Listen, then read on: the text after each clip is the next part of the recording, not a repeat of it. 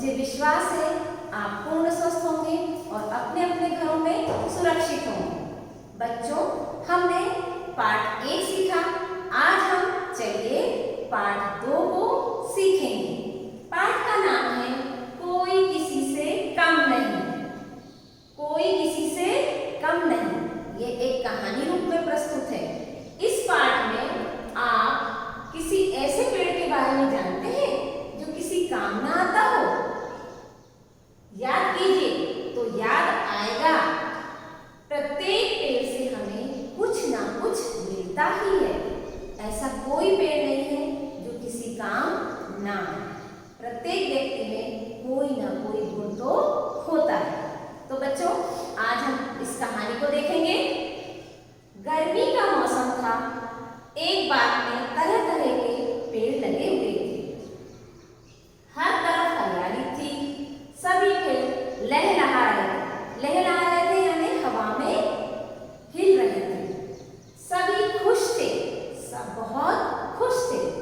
आम का पेड़ बहुत खुश था। उसमें विशेष रूप से आम का पेड़ बहुत अधिक खुश था। आम का पेड़ मंजरियों से भरा हुआ था। आम के भार से आम की डालियां झुकी हुई थी।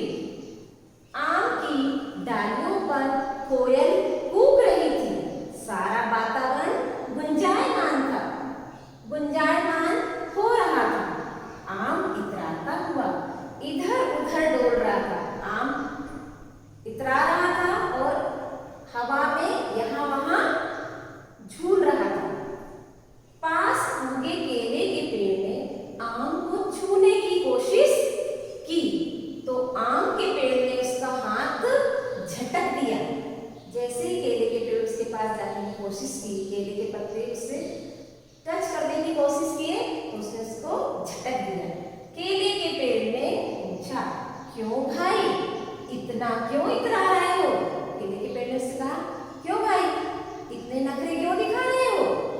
आम बोला, अपने आप को देखो। आम का पेड़ बड़े गर्व से बोला कि तुम है ना, अपने आप को तो देखो, कितने छोटे से हो। तुम बहुत छोटे से पेड़ हो। पत्ते हाथी के कान से भी बड़े बड़े। तो तुम्हारे जो पत्ते हैं बहुत बड़े बड़े हैं, जैसे हाथी के कान हो। सारे के सारे पत्तों से ही लिपटे हो और पूरे पेड़ में ऐसा लग रहा है कि पत्ते ही पत्ते हैं। लकड़ी का तो नाम भी नहीं। बच्चों, आपने देखा प्रत्येक पेड़ में डालियां होती हैं और उनसे हमें लकड़ियां प्राप्त होती हैं, परंतु केले के पेड़ में नहीं। पत्तों का क्या करोगे? प्रश्न किया उन्होंने कि पत्तों का क्या करोगे? केले के पेड़ ने गर्व से कहा, उसने घमंड से कहा, मेरे पत्ते काम के हैं। उसने कहा, मेरे पत्ते बहुत काम के हैं। खाने के लिए प्लेट की जरूरत नहीं। यदि आपको खाना खाना है तो मेरे पत्ते के ऊपर रखकर आप खा सकते हो। प्लेट की आवश्यकता नहीं। तोड़ो, बिछाओ, उस पर रखकर खाओ। मुझे तोड़ लो, बिछा लो और उस पर रखकर आराम से खाना खा लो। प्लास्टिक की तरह पर्यावरण को गंदा नहीं करते। प्लास्टिक पर्यावरण को क्या करता है? गंदा। मेरे पत्ते मिट्टी में मिल जाते हैं और खाद बना देते हैं। मेरे पत्ते मिट्टी में मिल जाते हैं और खाद रूप में परिवर्तित हो जाते हैं। बारिश आ जाए तो छाते की तरह इनसे अपना सिर ढक लो। यदि बारिश का मौसम शुरू हो जाए तो केले के पत्ते से अपना क्या रख लो? सिर को ढक लो। जैसे हम छाते को लगाते हैं उस प्रकार। बारिश से बचे रहोगे, आप भीग नहीं पाओगे। मेरा फल तो मीठा ही है। मेरा फल क्या है? मीठा है ही। फल तो मीठा है केले का। कच्चे केले की सब्जी बनाओ। पका केला खाओ, स्वाद लाजवाब होता है। उसने कहा, ये कच्चे केले की आप सब्जी बना सकते हैं और सब्जी का स्वाद कैसा होता है? बहुत ही स्वादिष्ट होता है। हाँ भाई, केले का पेड़ है काम का। नारियल के पेड़ में लंबी लंबी पत्ती हिलाते हुए कहा, नारियल के पेड़ ने उसका पक्ष लिया और कहा कि हाँ, केले का पेड़ तो बहुत काम का है। नारियल द्वारा केले की हिमायत पर आम को गुस्सा आ गया। जैसे ही उसने उसका पक्ष लिया, आम के पेड़ को क्या आ गया? गुस्सा आ गया। तुनक कर बोला यानी चिढ़कर बोला, अपने आप को देखो कितने लंबे और पतले हो। अब आम का पेड़ केले की बुराई करता है। ऊपर से थोड़ी पत्तियां, लगता है लंबी सी डंडी वाला छाता हो। अब वो कहता है कि तुम बिल्कुल ऐसे लंबे पतले हो और ऊपर जाके थोड़ी सी पत्तियां, लगता है लंबी सी डंडी वाला छाता हो। ऐसे लग रहे हो जैसे कि लंबी डंडी वाला एक छाता हो। नारियल ने कहा, मेरी सूरत पर मत जाओ। नारियल के पेड़ ने कहा, अरे मेरी सूरत पर मत जाओ, मेरे गुण देखो। मेरे क्या देखो? गुण देखो। कभी मेरा पानी पिया है? प्रश्न किया उसने। मेरा पानी पीने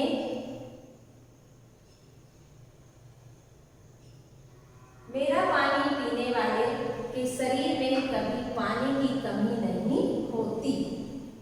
मेरा पानी पीने वाले के शरीर में कभी पानी की कमी नहीं होती। नारियल का पानी पीने से शरीर में पानी की कमी नहीं होती। मेरी गरी खाने में स्वादिष्ट तो होती ही है। गरी यानी उसका अंदर का भाग, वो कैसा होता है? स्वादिष्ट। ठंडक भी देती है और वे हमारे शरीर को ठंडक देती है। नारियल की चटनी खाओगे तो उंगलियां चाटते रह जाओगे। बच्चों, आपको भी नारियल की चटनी बहुत पसंद है ना?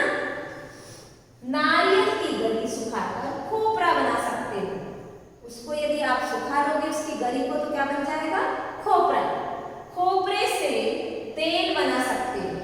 आपने सुना ना, नारियल का तेल कहाँ से बनता है? खोपरे से।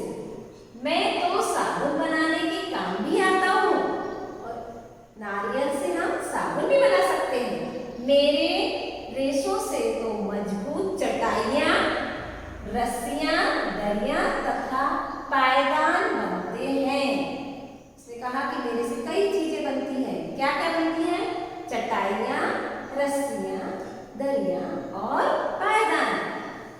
मेरे खोल से सजावट की अनेक चीजें बनती हैं और जो ऊपर का उसका खोल रहता है उससे हम सजावट की चीजें बना सकते हैं। नारियल ने अपने इतने सारे गुण आम के पेड़ को बताए।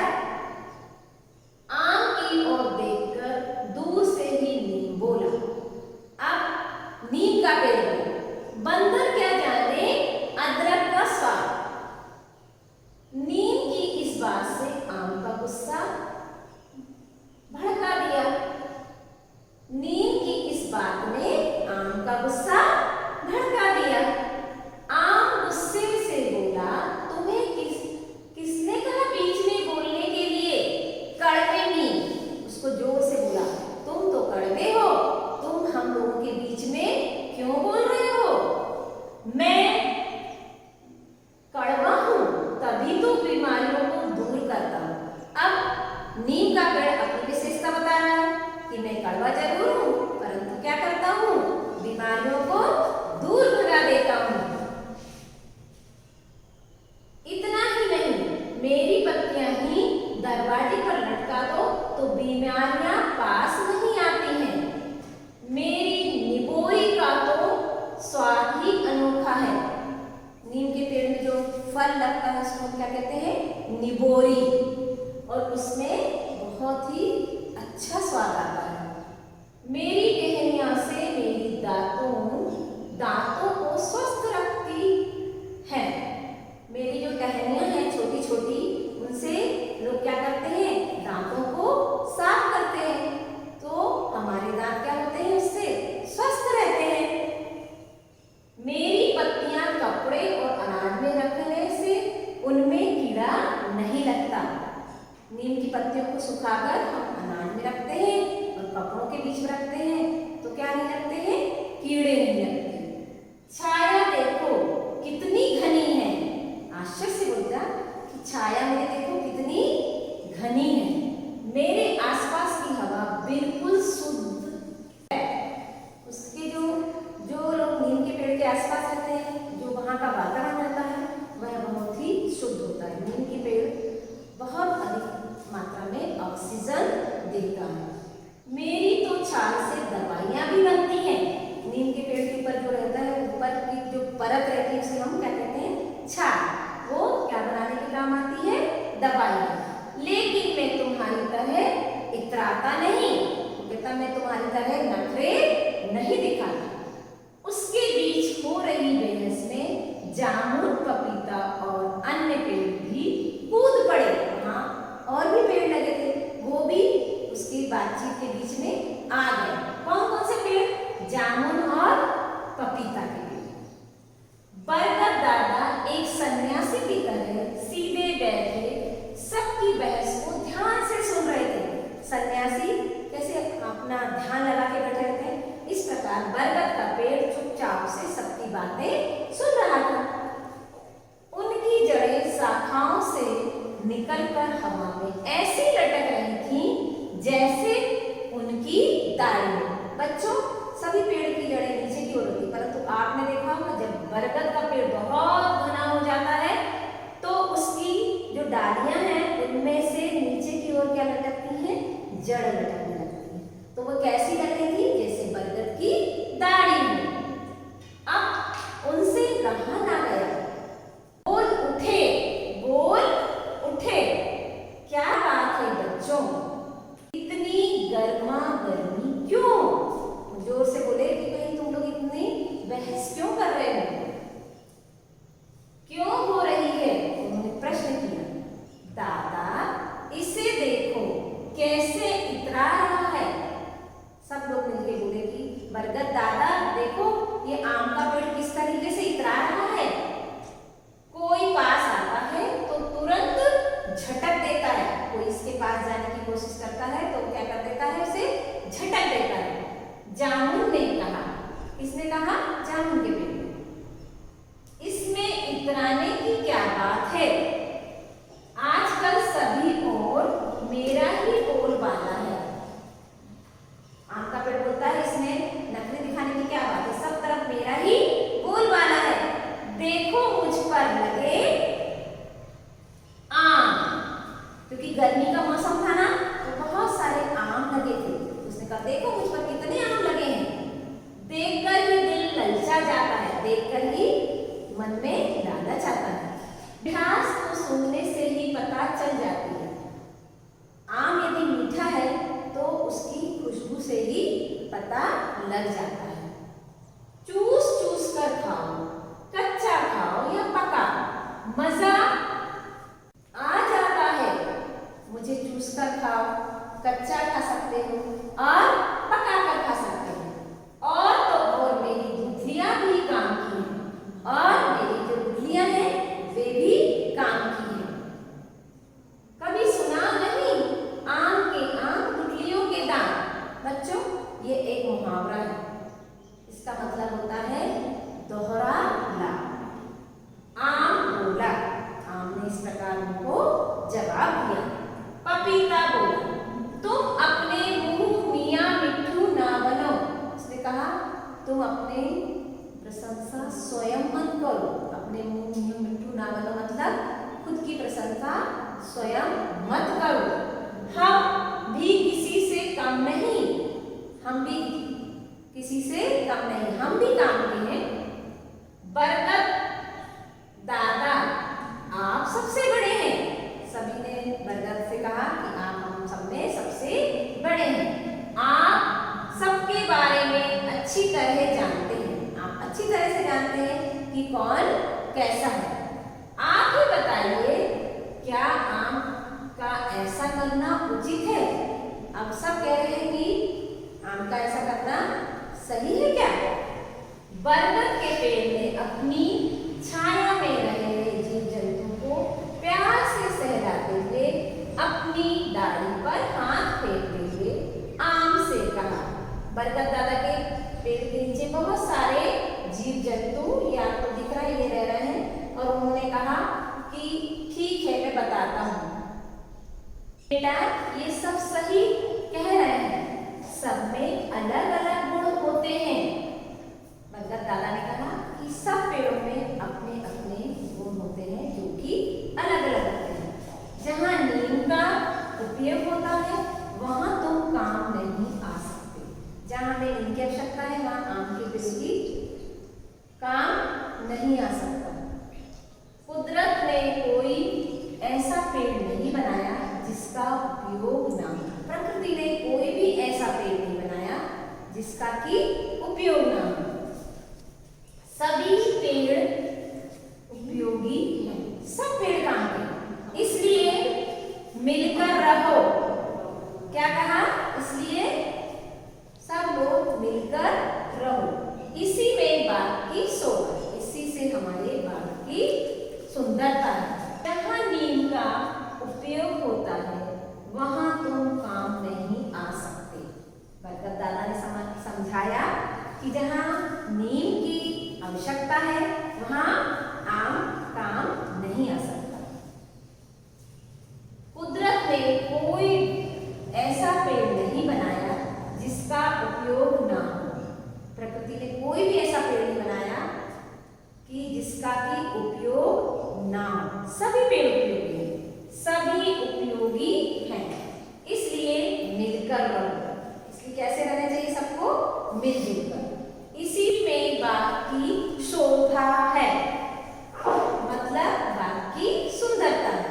आम बोला, दादा आप ठीक कहते हैं।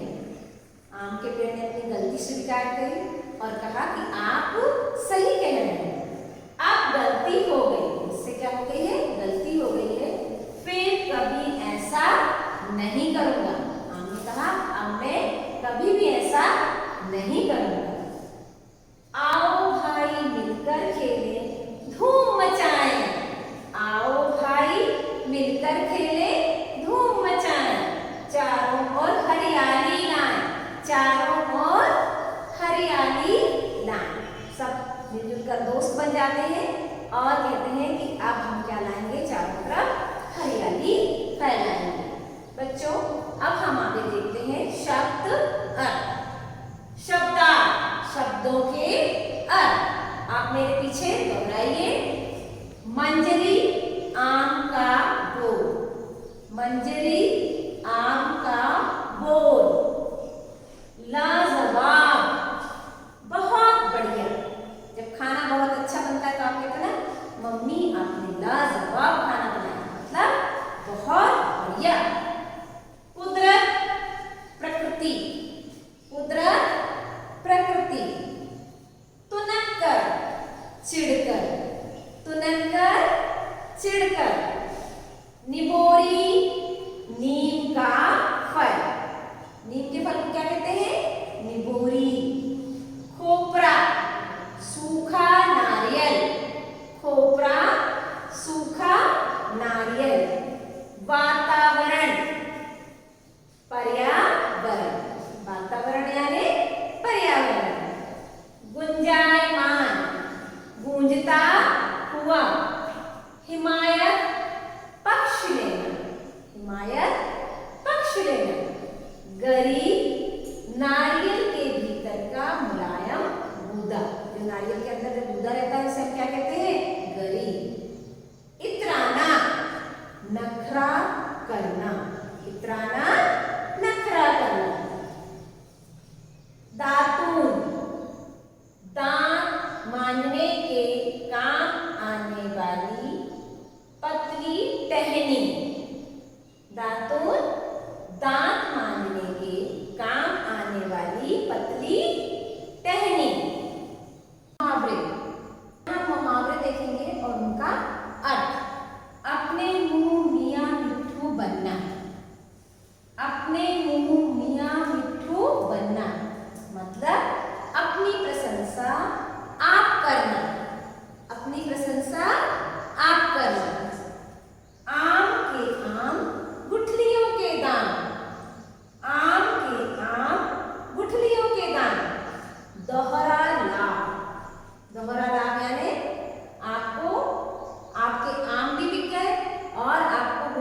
की कीमत भी मिल गई। तो आपको कैसा लाभ हुआ? दोहरा। तो आम के आम गुठलियों के दाम, दोहरा लाभ। बच्चों अब हम देखते हैं मौखिक प्रश्न। उत्तर दीजिए। क, केले ने जब आम को छूने की कोशिश की तब आम ने क्या किया? आपने कहानी में देखा था ना कि आम ने उसका क्या कर दिया था? हाथ झटक दिया था। अब हम इसको लिखेंगे। उत्तर, केले ने जब आम को छूने की कोशिश की तब आम ने उसका हाथ झटक दिया। उसका हाथ झटक दिया। ख, किस पेड़ के पत्ते बड़े बड़े थे?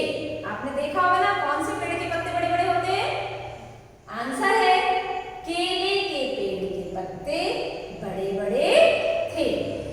केले के पेड़ के पत्ते बड़े बड़े थे।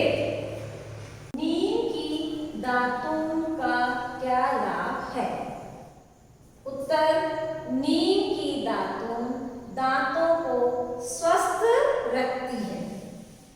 इससे हम क्या करते हैं? दांतों को साफ करते हैं। तो हमारे दांत कैसे रहते हैं? स्वस्थ। बरगद की जड़ें कैसी लग रही थी? उत्तर है बरगद की जड़ें ऐसी लग रही थी जैसे उसकी दाढ़ी हो। कैसी लग रही थी? जैसे उसकी दाढ़ी हो। आम से क्या क्या बनता है? आपकी मम्मी बनाती है ना आम से?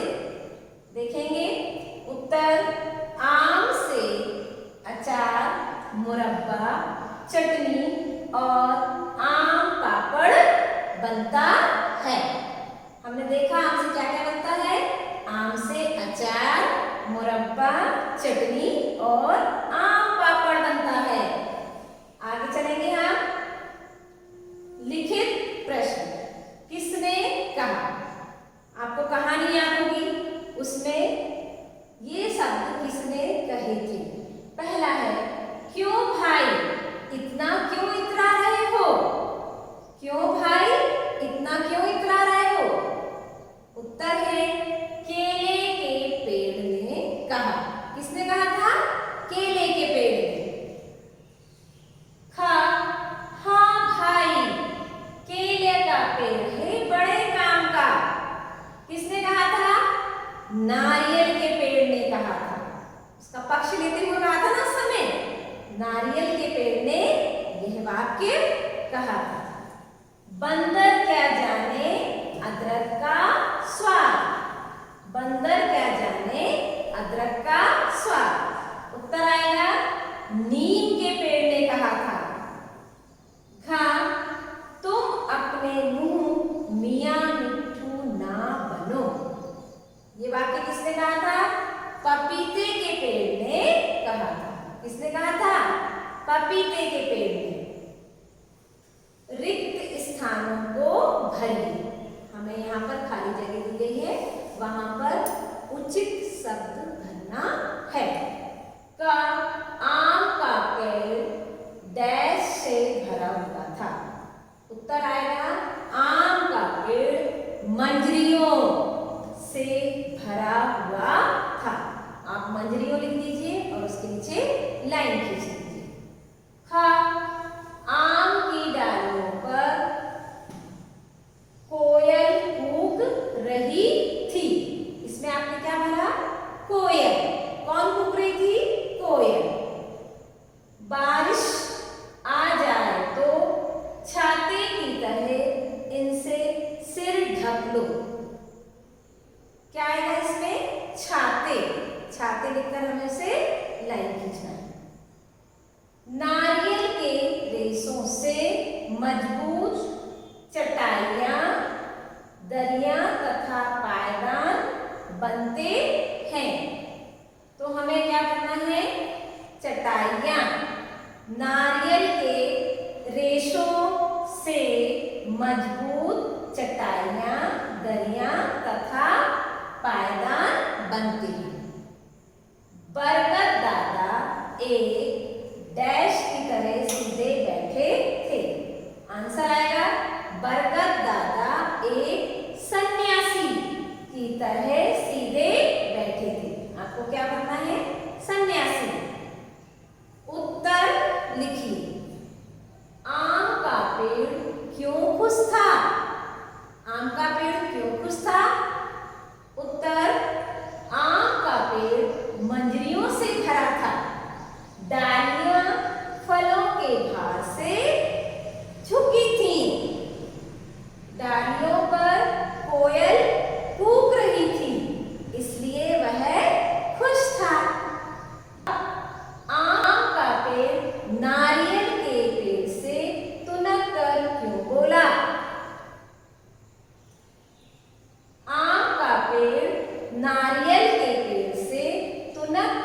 क्यों बोला? उत्तर है नारियल के पेड़ द्वारा केले का पक्ष लेने के कारण आम का पेड़ उससे तुनक कर बोला, चिढ़कर बोला था ना। ग आम के पेड़ ने नारियल के पेड़ को क्या कहा? आम के पेड़ ने नारियल के पेड़ को कहा कि अपने आप को देखो। क्या कहा था? अपने आप को देखो, कितने लंबे और पतले हो, ऊपर थोड़ी सी पत्तियां, ऊपर थोड़ी सी पत्तियां, लगता है लंबी सी डंडी वाला छाता। ये उत्तर दिया था उसने। आगे देखेंगे, नारियल के पेड़ के क्या क्या लाभ है, क्या क्या फायदा है? उत्तर है नारियल के पेड़ से कई लाभ हैं। नंबर 1, इसका पानी पीने से शरीर में पानी की कमी नहीं होती। इसका पानी पीने से शरीर में, इसका पानी पीने से शरीर में पानी की कमी नहीं होती। गरी खाने में स्वादिष्ट होती है, ठंडक भी देती है। खोपरे से तेल बनता है। कौन सा तेल? नारियल का तेल। इसके रेशों से चटाइयाँ, रस्सियाँ, दरियाँ तथा पायदान बनते हैं। इसकी खोल से सजावट की अनेक चीजें बनती हैं। तो हमने देखा नारियल के पेड़ से हमें कई लाभ हैं। बरगद दादा ने सबको क्या समझाया? अगला प्रश्न है हमारा, बरगद दादा ने सबको क्या समझाया? उत्तर है बरगद दादा ने सबको समझाया कि सभी पेड़ों में अलग अलग गुण होते हैं। कुदरत ने कोई ऐसा पेड़ नहीं बनाया जिसका उपयोग ना हो। मतलब सभी उपयोगी हैं, सभी उपयोगी हैं, इसलिए मिलकर रहो। उन्होंने कहा हम सभी को मिलजुल कर रहना चाहिए। आगे देखते हैं, पाठ में आए पुल्लिंग और स्त्रीलिंग शब्द को छांटकर लिखिए।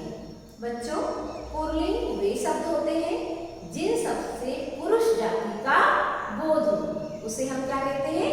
पुल्लिंग। और जिन शब्दों से स्त्री जाति का बोध हो, उसे हम क्या कहते हैं? स्त्रीलिंग। अब इन्हें पहचानते कैसे हैं? हमें पाठ में से ढूंढ कर लिखना है। तो जिन शब्दों के साथ में आपने देखा होगा होता, ये किसके लिए प्रयोग होता है? पुरुष। होती स्त्री जाति में। तो इस तरह हम वाक्य बनाएंगे और वाक्य में इस क्रिया को देखेंगे और क्रिया से हम समझ जाएंगे ये पुल्लिंग है या स्त्रीलिंग। यहाँ पर पुल्लिंग में हमने लिखा पेड़। पेड़ बड़ा होता है। बड़ा शब्द क्या है? पुल्लिंग। इसलिए ये सब पेड़ क्या है? पुल्लिंग। आम, हम बोलते हैं आम मीठा होता है, मीठी नहीं बोलते। तो हम पहचान सकते हैं आम क्या है? पुल्लिंग। भाई पुरुष जाति का बोध होता है। बंदर पुरुष जाति का बोध हो रहा है, इसलिए पुल्लिंग।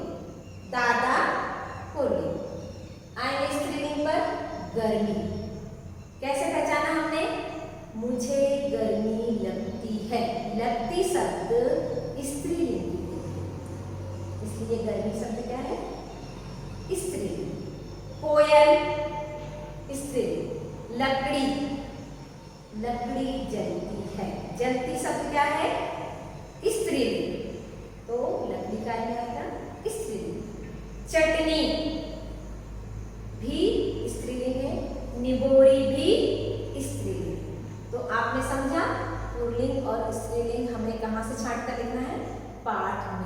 भी हमें इन शब्दों को छांटकर लिखना है। चलिए अब हम आगे देखते हैं। पुल्लिंग से स्त्रीलिंग बनाकर लिखिए। बच्चे जब पुल्लिंग से स्त्रीलिंग शब्द बनाए जाते हैं तो आ वाले जो शब्द होते हैं वो क्या रहते हैं? पुल्लिंग। और यदि उसमें ई की मात्रा लग जाती है तो वो क्या बन जाते हैं? स्त्रीलिंग। जैसे पत्ता, तो हमने इसको स्त्रीलिंग में बदला तो क्या हो जाएगा? पत्ती। अब मेरे पीछे दोहराइए, पत्ता, पत्ती। छोटा, तो ये बदल के क्या हो जाएगा? छोटी। छोटी लिखने से ये क्या बन गया? स्त्रीलिंग। मीठा, मीठी। आ की मात्रा की जगह हमने कौन सी मात्रा लगा दी? ई की मात्रा। लंबा, लंबी। लंबा, लंबी। दादा, दादी। दादा, दादी। नंबर 3, पाठ में आए शब्द युग्म एक शब्द का 2 बार आना छांटकर लिखिए। शब्द युग्म क्या होते हैं बच्चों? जब एक शब्द दूसरी बार आता है और उसके बीच में हम एक चिन्ह लगाते हैं, जिसे हम क्या कहते हैं? योजक चिन्ह। तो ये क्या कहलाते हैं? शब्द। तो हमने देखा हमारे पुस्तक में लंबी, लंबी, ये शब्द है शब्द युग्म। अलग, अलग। जीव, जंतु। बोल, बाल। गर्मा, गर्मी। गर्मा, गर्मी। अपने, आप। तो ये हमने पाठ में से शब्द युग्म छांट कर लिखे हैं। इन्हें आप अपने घर में दोहराइए और लिखिए। पाठ में आए इन शब्दों के लिए विशेषण लिखिए। विशेषण शब्द कौन से होते हैं? जो संज्ञा या सर्वनाम की विशेषता बताए। तो हम देखेंगे नीम। नीम शब्द संज्ञा है, उसकी विशेषता क्या है? पाठ में आए इन शब्दों के लिए विशेषण लिखिए। विशेषण शब्द क्या होते हैं? जो संज्ञा या सर्वनाम की विशेषता बताएं, उसे हम विशेषण कहते हैं। जैसे नीम, कड़वा नीम। क्या आएगा? कड़वा नीम।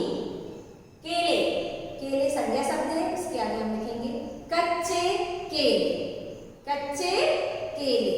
आप मीठे केले भी लिख सकते हो। पत्तियां, हरी पत्तियां। आप सूखी पत्ती भी लिख सकते हो, सूखी पत्तियां भी लिख सकते हो। चटाइयां, मजबूत चटाइयां। मजबूत चटाइयां। मीठे फल। मीठे शब्द क्या है? विशेषण। सुंदर बाग। सुंदर बाग। तो ये बच्चे हमने विशेषण शब्दों को लिखा, समझा और पढ़ा। अब हम देखेंगे आज हमने जो कुछ भी पढ़ा है उसके बाद आपको होमवर्क क्या है? आपका होमवर्क है प्रश्नों के उत्तर याद करके रफ कॉपी में लिखो। पाठ में आए पुल्लिंग और स्त्रीलिंग शब्दों को छांटकर लिखिए। तो बच्चों, ये हमारी पाठ 2 की कहानी थी, जिसके आधार पर हमने कहानी को सुना, समझा और उसके शब्दार्थ, प्रश्नों के उत्तर, उसमें जो अभ्यासकार था उसको देखा। अब आपका काम है आप इसे अपने घर में याद करिए और याद करके लिखिए। आज हम अपनी यह क्लास यहीं समाप्त करते हैं। धन्यवाद। आप स्वस्थ रहिए, सुरक्षित रहिए, फिर मिलेंगे।